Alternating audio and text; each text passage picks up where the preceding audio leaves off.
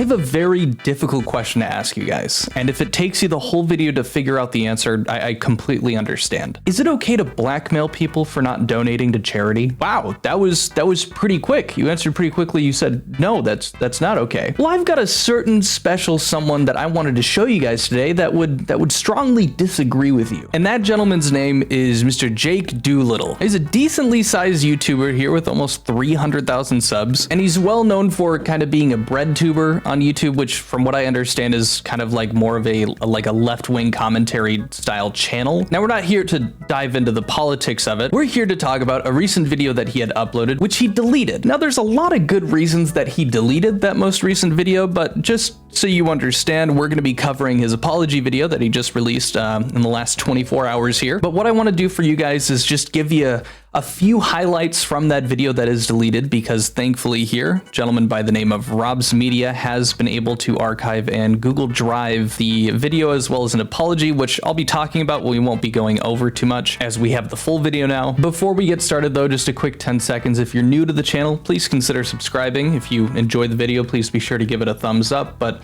regardless of if you do either, thank you for watching. Now let me get you a little bit of context. Mr. Doolittle here has his own little nonprofit that he's running called Never Stop, and he's a bit frustrated with other commentary YouTubers because none of them are donating to his charity. Now this sounds like a great way to intro a video talking about, you know, asking viewers to help you with the charity, you know, asking for donations. That's not the direction Mr. Doolittle went. I've been wanting to make this kind of video for quite a long time. I've been very nervous to do it because I didn't want to burn bridges, but at this point, who gives a fuck? Pretty good start. You know, hey, let's burn bridges with the people that I was trying to get donate to my charity. I have sunk thousands and thousands of dollars into Never Stop. At first, it was not successful at all, and I was paying money out of pocket to cover the donations that we were making. At the beginning, it was more of a grassroots operation where I was just sending people money through PayPal and I was trying to fundraise as much as possible. But now we are a nationally recognized nonprofit and we just received our first grant. We have 7 volunteers, 1 part-time employee, a treasurer on board. Like, this is a fucking real operation here. Nationally recognized nonprofit. Now that is a fantastic thing. It's so good to hear that it's working out and they've got, you know, a whole thing going for him. All in all, I mean, this is starting to sound like a great advert for his charity. Hopefully he just, you know, keeps going on this right course and doesn't decide to just start burning people that have chosen not to work with them, because that would just seem a bit off, wouldn't it? One of the biggest problems that we have is fundraising. I'm almost at 300,000 subscribers, which is absolutely amazing, and I cannot thank you enough for that. But there has been no YouTuber who has ever inquired or donated any money to Never Stop. I've actually even sent merchandise to creators to try to get them to talk about Never Stop, and it only worked with 1. How messed up is that? They almost have 300,000 subscribers on YouTube and they have a nonprofit, and almost no YouTuber has talked about his nonprofit, his charity. That's like so bad. He's even sent merch to these people. How disrespectful. How screwed up is it that they just aren't willing to talk about his charity? Yeah, I completely forgot. I got merchandise from a devil worship committee where they like throw babies out of windows, and I completely forgot I have an obligation to make a video giving them good praise because they sent me a t-shirt with one of them throwing a baby out a window. I kind of feel like an idiot now. I feel a bit immoral for not doing so. You're gonna notice throughout this video this sense of entitlement that Jake has over other people and what they should be doing, especially when it comes to helping him. It's gonna get worse throughout the video, to such a degree that he's willing to, you know, name the names of people who have chosen not to donate to his charity or help him because, you know, he feels the need to do that since they've wronged him in some way. And throughout this video, I'm not going to name names, but I would like you to know that I am going to name names at some point, possibly next month or so, if my following up with these people amounts to nothing and I keep getting ghosted. A lot of these YouTubers love talking about holding people accountable for their wrongdoings and all that kind of shit. But when I try to say, hey, if you have any extra money, we are giving $500 a month. I know that you just put on your close friend story that you're making 15 grand off this brand deal. Hey, I would love the help. So there is the threat that he gives to all the people that he's reached out to that have ghosted him. And then he follows it up with this really cool comparison where he goes, yeah, you know, all these YouTubers are talking about holding people accountable for doing bad things and whatnot. And here I am, and here they are not responding to any of my requests that they donate to my charity. It's interesting that he sets up this idea that the people that commentary YouTubers talk about that are doing wrong things that they're drawing light to is comparable to these YouTubers not donating to his charity. He's trying to persuade the viewer that the YouTubers saying no to him are as bad as the people that they typically cover in their commentary videos. And if not that, then he is thinking he's being a commentary YouTuber by bringing to light these wrongdoings done by these people. In which case, they're not doing something wrong, they're just not doing what you want them to do. That you just put on your close friend story that you're making 15 grand off this brand deal. Hey, I would love the help. My views are down, but you're getting, I don't know, 50,000 subs a month. What are we doing here? Now remember, everybody, if you're not doing as well in life, but one of your friends or distant people that you happen to know is doing better than you, they have an obligation to assist you in any way, shape, or form. Remember that. That's super important. Not a lot of people know it. A lot of people seem to disagree with Mr. Doolittle here, but it's pretty important. There is no such thing as a relationship that isn't transactional. That's just absolute poppycock. I hope I used that right. I want someone to tell me why US senators and representatives are more likely to work with me than other influencers in the commentary space who I have talked to within the last 6 months. How come other nonprofits that are doing between $10 and $30 million a year in donations are willing to talk to me, but these fucking YouTubers cannot give $500 in a one-time payment out of their, I don't know, 50 grand? Now, funnily enough, this question that he poses about why a senator is more willing to work with him, why a charity is more willing to worok with him than a YouTuber, he's actually going to answer down the road here, but I'll just give you the skinny of it. Number one, it's a slam dunk for a senator. A senator's job is so much more kissing babies and shaking hands that it is so much easier for them and so much more of a benefit for them to go, hey, I just donated to this kid's new startup charity. I put $500 down. I'm good. Vote me. Versus like a YouTuber just has to like, you know, put out funny gaming videos or commentary and they're gonna be fine. They don't need to donate to a charity. It's not something that is as necessarily beneficial immediately for a YouTuber that it is for like a government official who's, you know, running for office. And as for charities, I'm sure charities have incentive programs to benefit other charities. Like they are a charity. That's the whole thing. They're like giving money to people in need and whatnot. It's completely in line with how it benefits them that they would do that with you. It makes them look better that they're helping other charities. More people are gonna be willing to donate to them. The usefulness of helping you for them is so much more beneficial. And on top of that, I doubt the charities or the senators know about your history on YouTube, but the YouTubers do. Now, this thing that I'm referencing in Jake's past that has plagued him so heavily has to do with the video that he released on Ethan Klein called Ethan Klein Harmful or Hypochondriac. This is from the fandom wiki for H3, so I mean, take it with a grain of salt. I did see this information on other websites like different Reddits, subreddits talking about the video. So from what I understand, this is a pretty good understanding of what was included. The video was intended to be an expose on Ethan Klein, but contained numerous false claims and exaggerations of Ethan attempting to gain sympathy and money from viewers of the H3 podcast by pretending to have lupus, a chronic autoimmune disease. And then from what they say in response to the video, Jake received nearly universal backlash from both supporters and haters of the H3 podcast and Ethan Klein. And this next line here, you're going to notice a lot of similarities in how they talk about how he treated this video with how he behaves in the video that we're going over right now. Many criticize Jake for clout chasing, sounding conceited, and speaking from a self-righteous moral high ground. That's pretty much all you need to know about that, and now you're gonna understand when he's referencing it in the video what he's talking about. And to understand, even people who hated Ethan Klein thought this video was terrible. He made an apology video to it, but when you do something like that and he talks about that he spent months working on that video, it's really hard to get away with, I'm sorry, I was acting in the moment, it was super emotional. You know, people don't have the most respect for you, especially when you come at it from a super self-righteous high ground. So naturally, YouTubers are not going to want to work with him. That's what this whole long-winded thing was for. These are people who are getting a shit ton of money and will not know what to do at tax time. And this is a way to offset that fucking tax bill. But I guess there's no knowledge there. I completely forgot. Also, you're not just a bad person if you don't donate to his charity. You're also a complete fucking moron. This is a really cool thing he does where he goes, well, if I can't convince you with the, you know, moral high ground approach of saying you'll be a better person if you donate to my charity, I'll just call you a moron for not offsetting your taxes during tax time for donating to my charity. So not only is he trying to convince you to do it through a very selfless way to be just a good person,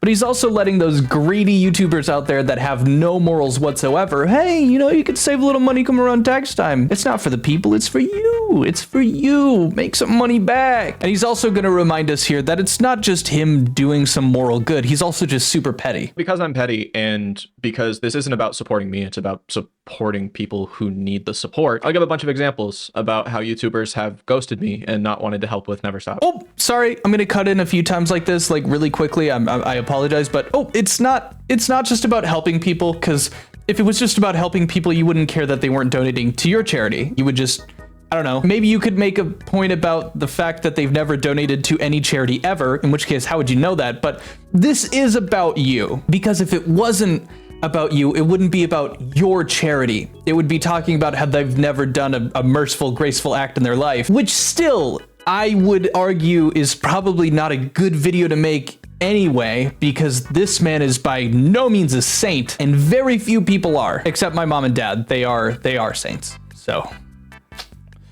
sorry. I'm not doing this because I think that it's going to light a fire under influencers to donate to Never Stop, because it's not going to happen. This video is not going to do anything, but I want there to be some kind of mutual understanding between you and I, the audience, that there's no support here. I have a bunch of people who follow me and have unfollowed me, who have had multiple opportunities to change the lives of people who, by the way, are also fans of them. Like, a lot of us have crossover in our audiences, and it's super frustrating because, you know, they have an opportunity to give back to the audience who has changed their lives, and there's no willingness to reciprocate it. Just so we're clear, Mr. Doolittle recognizes that this video isn't going to do anything positive. It's not going to light a fire under YouTubers, as he says, to donate to his charity.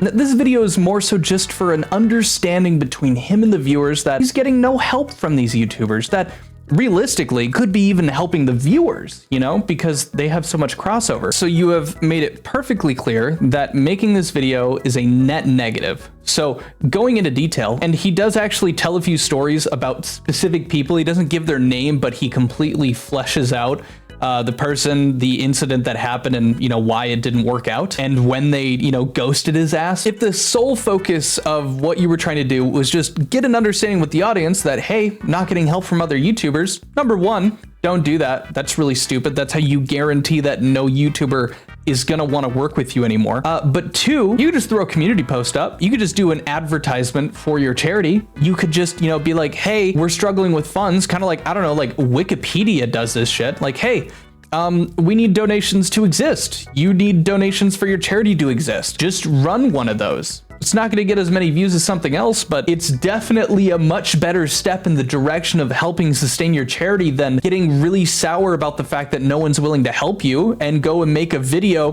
where you threaten to blackmail them for not donating to your charity. Out of any possible solution outside of you just dropping their names in this video, this was the dumbest one to make. This was the dumbest path to choose. And you did it with your full chest, man. So good on you. So this is somebody who I have spoken to. We have made content together and we were following each other on social media. This person would comment on my stuff all of the time and would send me DMs about some of the stuff that I posted. Is very congratulatory, is very like, woohoo, love you so much. And then I noticed after having a DM exchange with this person that they had unfollowed me, which I thought was interesting because under my posts, they were always commenting and like rooting for me. That is super weird. Do you guys think that it's either A, this person just suddenly becomes a villain or was secretly a villain the whole time, and after Jake is super kind to them, they just unfollow and block him? Or do you think B, maybe Jake crosses a boundary or very clearly is trying to get something from them and they don't think that's cool and they cut that relationship off? If you guessed A, you're probably Jake. You're probably Jake. This person, and this one was a public story, but a lot of these people post on their close friends and I'll swipe up because this is a close friend story. Like none of it makes any sense to me. So this person posted how much money they're making on their public story. Okay. And so I swiped up and was like, hey, that's a lot of money, or like, that's a lot of people supporting you. That's insane. Congratulations. Then the person responded to me and was like, thanks, you know, it's crazy. I'm trying to do good with my money. And this was just supposed to be an exchange of me saying, hey, congratulations. That's insane. And this this person said, hey, I've been trying to do good with my money. So if behind closed doors, you're going to flex to me and say that you're doing good with your money, fucking show up. So I said, hey, if you want to do good with your money, I would love to get on a call and talk with you about Never Stop. And this person unfollowed me and left me on red. I hate to be, you know, some kind of lecturer for you guys, but you have to remember, if you decide to tell anyone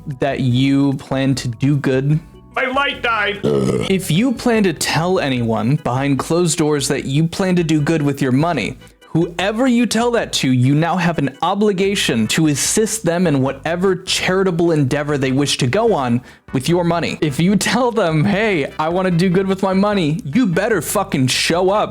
The entitlement that oozes out of every other sentence that comes out of this man's mouth in this video is insane. And this is a repeated thing that he does for the rest of the video. Time and time again, he just talks about reaching out to someone and them unfollowing him because he asked them to donate to his charity after, you know, not even really bringing it up in a good way. This person's just saying, hey, I want to do good with my money. That's not an invitation to pitch. I don't think that's an invitation to pitch. That sounds like obligatory small talk after someone congratulating you on a large sum of money. I would say the same thing, but I would absolutely mean that I would be setting aside a fund to help like my parents or friends or family retire. That's still an incredibly selfish thing, but for me, that's doing good with my money. That doesn't have to mean I need to donate to your charity. There is one other part in this video that I want to cover because I think it just perfectly embodies the entire, I don't know, theme of how Jake Doolittle, how he interfaces with the world. So he talks about this one person that he reached out to who is very honest with him.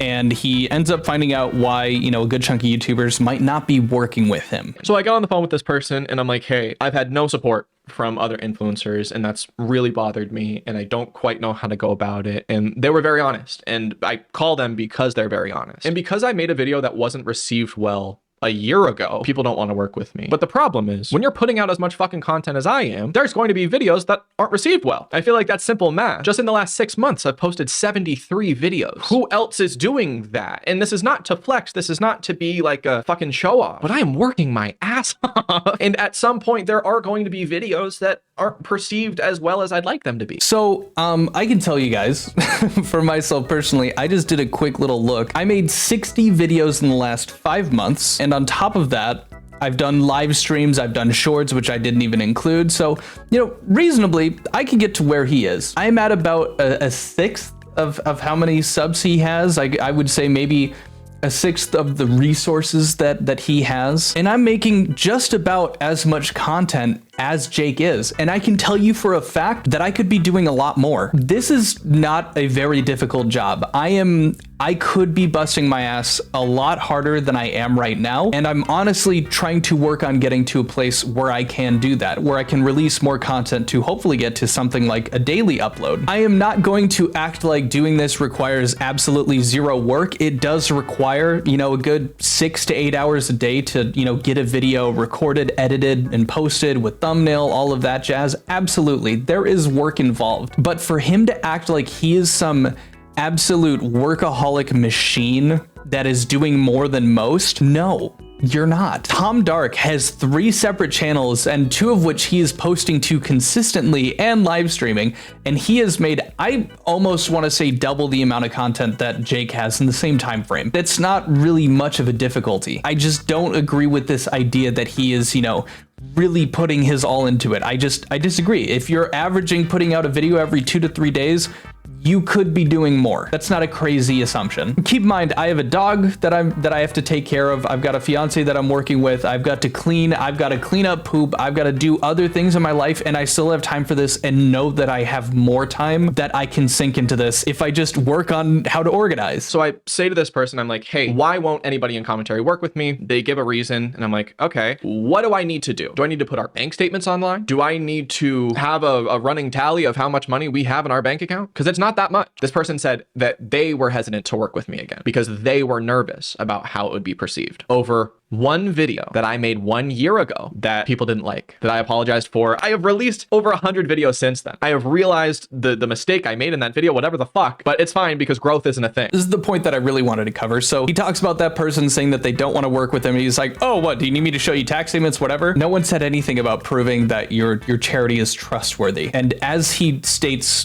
further down in the clip I just showed you, It's about the video he made about Ethan. If you have a really stupid take that, in his case, takes months of research and work to be put into a video, and you put that out, there is a difference between that and an allegation turning out to be untrue. I know, I've made videos about allegations that have turned out to not be true. What I do about it, called it out in the next video, talked about it in live stream, etc., etc. It's not that hard. And people don't really hold me to some crazy standard like I did something horrible, like, I don't know, researched for 4 months about something and released it like I knew it was true, and came from a moral high ground telling people and talking down to people that disagreed with me about my take on an allegation. But you did that, and your apology can be sincere, but people want to see growth. And so this super jaded, I guess growth isn't a thing. You're making a video, and the entire tone and how you are treating the people that are choosing not to do what you want them to do in your life is exactly why people don't work with you, is exactly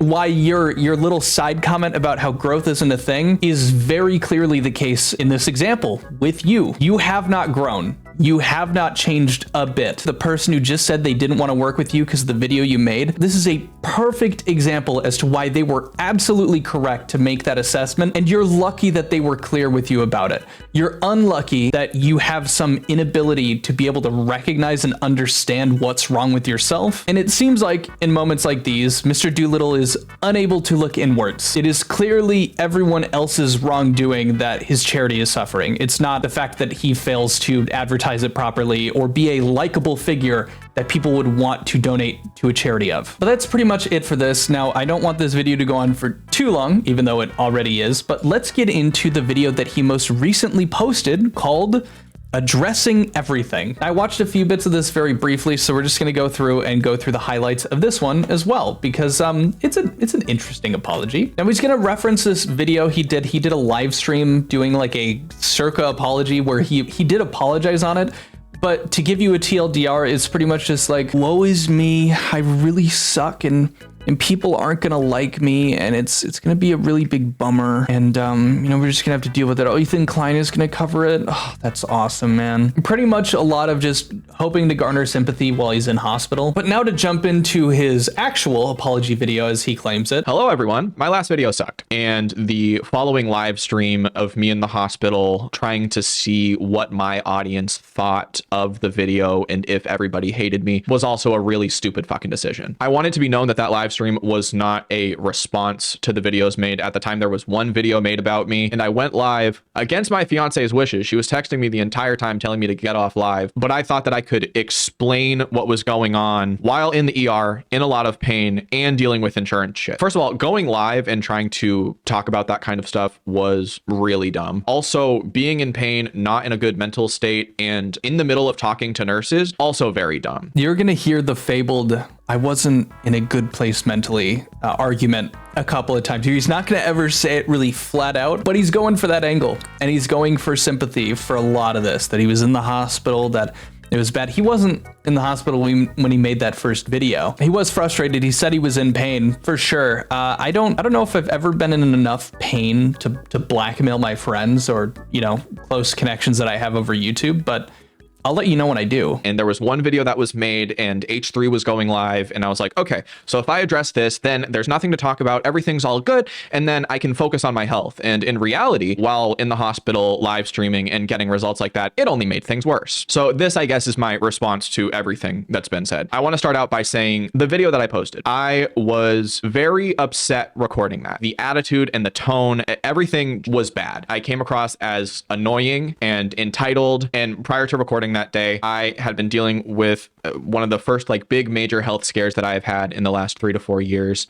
Since I've started YouTube, my health has been somewhat okay. And then I started to get pains that mimicked a lot of what I felt prior to the first round of my surgeries. So I was on the phone with my surgeon and insurance trying to get an MRI approved. So he goes on this really long winding story about how he's back to feeling a pain that he hasn't in a long time, which, you know, is why he made that video. Or maybe he's just giving us context for why that video was made, which is a strange way to go about apologizing for like horrendous takes, but he's not the first one to do it. But yeah, we're just gonna kind of skip over it because it's a very long story of him talking about doing MRIs and talking to doctors, et cetera, et cetera. There's a lot of the stuff that I was saying in that I still stand by, where, you know, I want never stop to work. Like, all the basics of it are still very true. But then in my anger, I would say things like, if after a month nobody ends up donating, then I'm going to have to talk about the people who have declined to donate.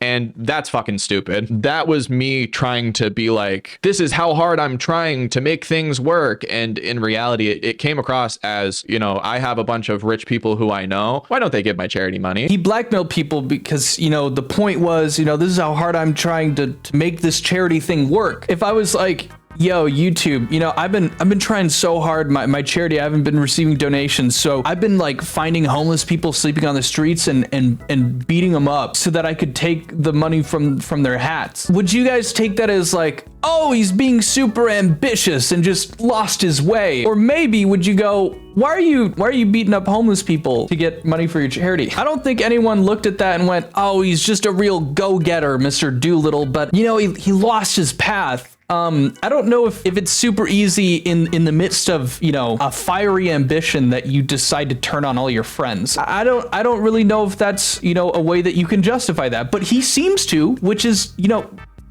okay. Okay. I haven't been happy with the way that we haven't been able to up the amount of money given over time. And we are only getting more and more applicants, and we don't have the finances to give out more money to more people. Also, because videos that I've been posting haven't been getting views, and I'm freaked about not being able to post or make money if I have another health scare. I was like, it's something to post. It's not going to get views anyways, but I might make $100 off of it. And that was also really fucking stupid. The issue with his apology and the points that he makes as like rebuttals for why he was making, you know, the decisions that he was, I could just repeat the same argument every time. And you've probably heard me do it like 4 or 5 times already. I don't know if I'd ever get to a place where, you know, gosh, I'm worried about, you know, being able to put out a video because, you know, I'm worried about losing money and everything like that. I'm going to make a video about the fact that people aren't giving me money because I want them to, because I want to put money in my charity. I'm going to expose their names.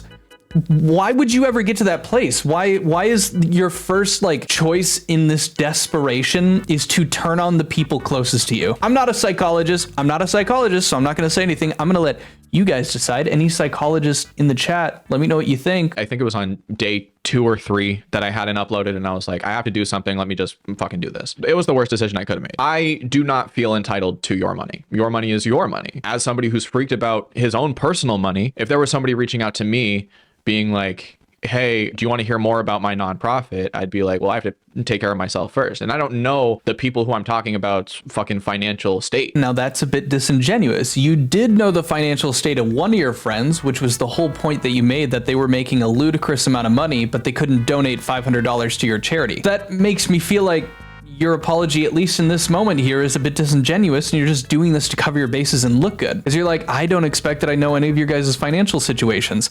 You acted like you did with the one who posted it publicly. So what's the argument here suddenly? You're gonna act like you didn't and that you were just dumb for doing that? This apology kind of feels a bit empty because this wasn't the case. You did know about someone's financial situation and you pushed them on it. It was a wild assumption to be like, you know, if anybody has extra money, like I've made a few videos with them, where else would they give their money? And that's fucking very, very dumb, especially while the nonprofit is in a state of like building things up. If it speaks to what my mindset was, I posted that video genuinely not thinking anyone would see it because our website is not functioning at all. I thought that people would recognize my frustration as me trying or showing people that I care, and that's just the wrong way to do it. I'm not gonna do it. It's so easy. It's so easy. I'm gonna do it. You didn't post it to your nonprofit's website. You posted it onto YouTube. You threatened to blackmail other YouTubers. Who sees you doing that and goes, oh, he's trying. Oh, he's working so hard. He's turning on everybody. God, what a saint. Let me go onto his website. Oh, it doesn't even work. I I can't even donate to the thing that he's, you know, crying that he's not getting donations about. How about crazy idea? What if you worked on fixing the website as opposed to ousting your friends as seemingly terrible people because they can't donate when even your website isn't working? Can they even donate if they wanted to? But no, I, Mr. Doolittle, would rather make a video that's really vindictive and jaded about all my friends. The website doesn't even work. Maybe I'm wrong about something, but God, this just sucks, like through and through. I don't know. The number of applicants have only gone up, but the number of donations made has not. And I didn't want that to come across as me being content with what we're doing. Like, I want there to be more. Here, I'm gonna pitch this to you, okay? It'll only take me 10 seconds. This is a video that could have done exactly what you wanted it to, without throwing all of your friends under the bus. Ready? What's up, guys? I'm Jake Doolittle. I have a charity. A lot more people have been able to sign up for us to help them, but unfortunately, our donations haven't really rivaled that. I'd like to give more money to people. Can you guys, if you can, I would really appreciate if you considered donating to the charity, and then you just put in this like little part where you explain what your charity does, and then you just reiterate that you would love if people donated to your charity because you're really helping people and it really matters. And that's it. You don't have to do any of those parts where you go into long-winded stories about, you know, why your friends aren't doing good things and aren't good people because they're not helping you out. Give it a go. Give it a go. It might do wonders. Maybe not after what you've done, but you know, future reference. Matter of fact, anyone can use that. You're welcome. I do think that it was my initial reaction to having the first day in 3 to 4 years where I was just on the phone with doctors and insurance. I could have just waited a day to record. I also didn't think that would get views or attention because I made statements in that video that needed context that I didn't give. Like, I assumed that this was going to be to my core audience. Nobody who I was talking about would see it. It wouldn't be a big deal. And then now it's a whole thing. Why would you post it publicly then? Why wouldn't you just like paywall it if you didn't want those people seeing it? Number two, why would you even post it if those people hearing about it would cause so much blowback? That's what doesn't make. I actually saw a few people on like Reddits and stuff being like, it would have been all right if he put it behind like a paywall. And at first I was like, yeah, maybe that would have done it. But then secondly, I was like, wait, no, he's a condescending prick throughout the entire video. That wouldn't have changed anything. It just would have been, you know, the people that seem to be blind to those attributes of this gentleman not recognizing that that's what he's doing. So yeah, I mean, he could have put it behind a paywall. He might have avoided a bit of, you know, pushback from it. But at the end of the day, it was still this very vindictive video about people not doing what he wants them to do. That doesn't change whether it's behind a paywall or not. Just like maybe he doesn't end up in as much shit as he's in right now. I also said something like no other YouTuber is posting as much as I am or something. First of all, that's just completely false. With context, I was trying to be like, all of my mutuals who I've been friends with for a while, I mean, they upload, like, basically they upload once a month. And I'm working so hard. But like, in reality, these people are putting a bunch of effort into their content and I'm not. I will say that part is good thing that he clarified. And it's very good that instead of what it seemed to be at first, which was just like, all my friends are only putting out 1 video a month, but no, they're actually putting a lot more work. I barely have to put any work into the videos I make in the same way that Jake doesn't have to. So I'm glad that he's doing that, and I'm glad that the man's taking notes. It's frustrating when you know that, like, with the previous scandal with the Ethan Klein video, he made an apology after, and he said, I'm sorry about a lot of it, but it's just a matter of the fact that in the span of a year, putting out a video like he has shown that he's not grown in any way. He's not changed perspectives in any way. So it's hard for me to take this seriously any more than I take the first apology seriously after seeing the stuff that he's put out. He still seems to be just as pretentious, still seems to be as like entitled to what he thinks he deserves as he had last year. I know that my bias exists because of that, and I just want to be clear with you guys. So come to your own conclusions, make your own decisions on this guy, watch some of his other videos and whatnot. But back to his apology. The reason why I ended up talking about how no influencer has donated to Never Stop is out of all of those stories that I told of people not giving to Never Stop, one of those happened recently, and that's the one that spiraled me into a fucking tizzy. So a YouTuber reached out to me and wanted to get on a call and wanted to hear more about my nonprofit, and we talked about like all this different stuff. I got my hopes up. Like, this was somebody who could change, never stop, and kind of was saying things like, you know, I want to hear more about your nonprofit. Let's talk more about philanthropy. Let's do like, and so in my head, I was like, holy shit, I mean, this is amazing. And then that person stopped talking to me. I found these fucking niche little times that I've talked to other influencers and used that against them. And that was really fucking shitty. I get why you would react this way, like get into, as he said, a tizzy. I have experience with being offered incredible opportunities, being offered to work with people through, you know, the entertainment business with acting, whatnot. And I have had so many like close to, you know, commercial auditions that I would get paid thousands for, or getting to potentially work on a film or something like that and have it fall through at the last minute. It has happened too many times to count at this point. And I understand that not everyone has that experience. So when you get this, it really is up to your emotional maturity to go, if worst comes to worst, I'm not going to take this out on anyone. And I'm not going to, you know, burn a bridge because they stop interacting, they stop, you know, reaching out.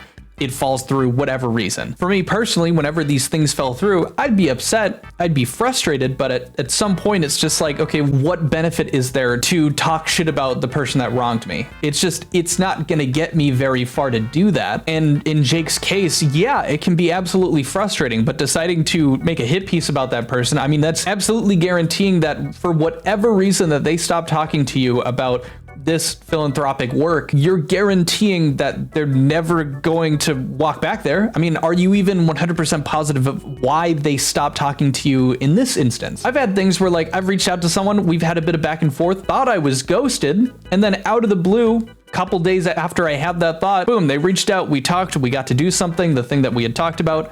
All is well in the world. I'd rather be curious about someone's intentions than judgmental about them. Not talking trash to anyone outside of Jake here in this example about, you know, making those choices for yourself. Everyone's got different lives that they've lived, but I think it would have been a very big benefit for Jake in this instance had he led with curiosity as opposed to judgmental, jaded anger. This whole idea of threatening to say names was so fucking stupid in the first place that I don't want to now have this video be me releasing a name, but like I built up in my head over the span of a week different possibilities of working with this person and pitching things, and they had reached out to me, and I know for a fact that I put too much like pressure on that whole situation. I don't think that anybody is obligated to give me money. It is all out of me just being frustrated that things aren't going as well as I'd like them to be. So I made 3 copyright strikes after that video. The only videos that I copyright striked were pure re-uploads to YouTube with no commentary over it. There's a lot of people who think that I have been copyright striking critical videos of me. I am completely okay with critical videos. I watch a lot of them and they hurt my feelings, but like a lot of it's valid criticism. Hot take here. I think that if you delete a video on YouTube, you are proving to everyone and yourself that you are not expecting any of the benefits that a different channel would gain if they re-uploaded the video. What I mean by that is that a copyright strike is typically done because you don't want to lose out on the financial gain from that video or the people that are going to sub to the channel because they're subbing for your videos. You would not receive either of those benefits if you delete the video. So the only other intention you have is that you don't want that video on the internet. And it is like the most fundamental part of being a content creator. Anything you post is going to be there forever. Look to anybody else that has deleted a video and allowed a re-upload somewhere. Just because it is a bad video doesn't mean you should just delete it. You forfeited it when you deleted the video. It is up to the people that happen to archive it to upload it again. And I'm glad that we have Google Drive so that we have access to those things, so you can't get away with it and doing it in each individual one. That's my personal opinion. I'm gonna make some dumb videos. I'm gonna have some hit pieces made about me in the future, absolutely. If I delete a video and they cover it, I'm not gonna delete a re-upload. I forfeited the right to the subs, to the finances of it. You're allowed to do that. And then I will make my own video if I need to clarify that I deleted this video because it had misleading or wrong information, or I did something stupid. That's on me. That's my personal take. You can agree, disagree with me in the comments, but yeah. Now I want to hop into what I think is one of the more significant parts of this video, where he starts talking about the Never Stop clothing line. I want you to listen very closely to the clips I'm about to show you. The way that Neverstop is structured, it is a 501c3 nonprofit organization out of the state of Maine. If there's any confusion with Neverstop Clothing and the Neverstop Fund, the way that I was told that we should structure everything is we take the Neverstop Clothing and the Neverstop Fund and separate them, because Neverstop Clothing, Jake Doolittle, my company, would take 10% of the profits and donate that to the Neverstop Fund. Two completely separate entities. Probably stupid as shit that they were the same names, but I had started Neverstop Clothing when I was 16 years old on Facebook selling to my mom's friends. The Neverstop Fund was started because I had made the Neverstop Clothing brand and I wanted to give back to people who are going through the same thing that I once was. Neverstop Clothing was first. And then I liked the name Neverstop and started Neverstop Fund. I didn't want to get rid of Neverstop Clothing, so I made them two separate entities. And in retrospect, that's confusing as shit. And if I could do it over again, I would just have personal merchandise and the Neverstop Fund with maybe not the same name. But I thought since there were two different URLs, it would be better. I don't know. And I apologize for the confusion. On the upside though, since there's been so much confusion and so many questions, 100% of all of the profits from the Neverstop Clothing brand now go into the fund. So he's had a clothing brand that is under the same name as his nonprofit charity. And up until this video and this kind of issue has arisen, any of the merchandise that you would purchase on the merch store, 90% of it would be pocketed by Jake and then 10% of it would be donated to the charity. In my personal opinion, if I was going to do something like that, in my head, there is an immediate conflict where the name of my clothing brand is the same as my charity.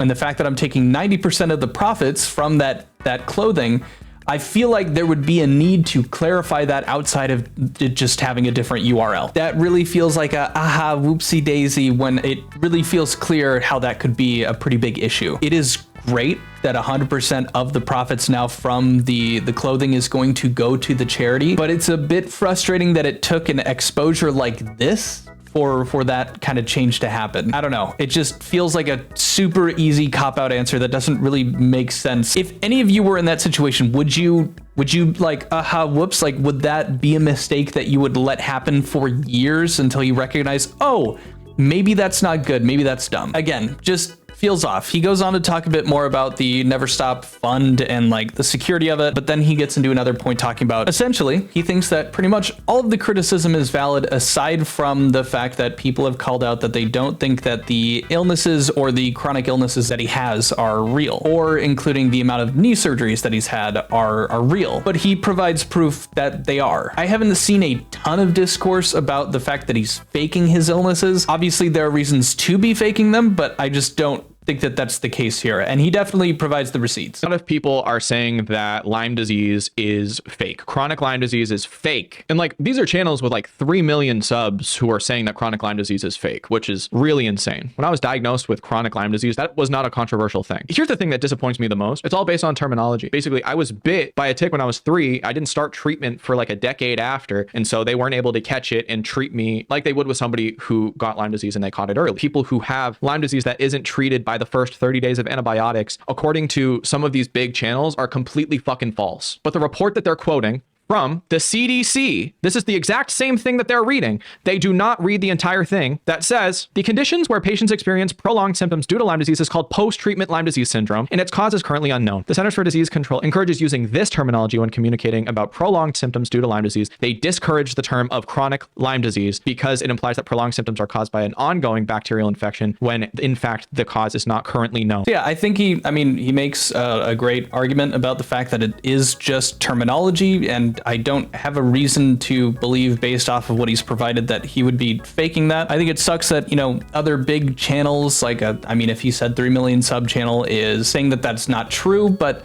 given his track record, I don't necessarily think it's coming from a crazy place, but it wouldn't be hard to do the research to figure that out. So whether I like or dislike the guy, I do think that that argument feels a bit more sound than any of the other kind of arguments or refuting points he made against it. All in all, I think the majority of the issues that people had with this video didn't surround his illness or anything like that. It had to do with his perspective and how he looked at people that were close to him and how they responded to him asking them to donate to the charity. He comes off as super entitled, calls other people stupid if they're not going to donate to it for the tax write-off, and all in all, it just feels like he's really sour about seeing other people do better that aren't willing to reach out to him for some reason, and it just comes off really bad. And I think some of the points that he made, even in his apology video, also don't stand up to that scrutiny. And it feels like this blanket apology that doesn't come off as very genuine, especially when some of the arguments he made don't even line up with what he was talking about in his initial video. You can take a look at some of these. I'm going to provide a link to Rob's media in the description below so you guys can take a look at the links to those Drive videos if you want to watch these on your own time. And then you can also take a look at Jake Doolittle's channel. I'll provide a link in the description if you want to watch his apology video in its entirety. But that's all I had for you guys. Hope you guys have a good day. Adios. See you later. Bye.